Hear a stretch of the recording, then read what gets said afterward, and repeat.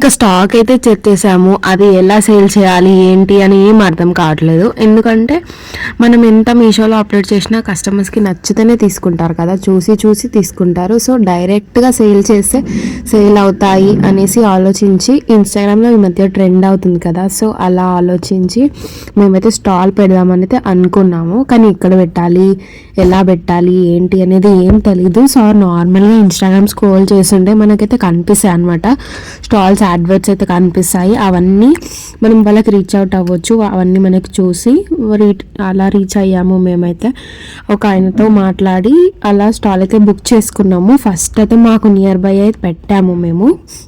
మంచి రెస్పాన్సే వచ్చింది, కాకపోతే వాళ్ళకి ఇన్ఫర్మేషన్ అనేది తెలియదంట.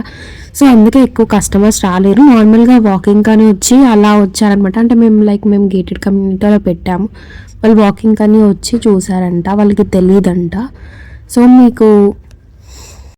మాకైతే స్టాల్కి ఎంత ఛార్జ్ చేశారు, మేము ఎక్కడ పెట్టామో, ఎలా రీచ్ అయ్యామో అవన్నీ మీకు ఏమైనా డీటెయిల్స్ కావాలంటే నాకు కామెంట్ సెక్షన్లో కామెంట్ చేయండి. నేనైతే మీకు డీటెయిల్స్ ప్రొవైడ్ చేస్తాను. ఇంకా మీకు ఏమైనా కన్సర్న్స్, ఏమైనా డౌట్స్ ఉంటే కూడా కామెంట్ సెక్షన్లో కామెంట్ చేయండి.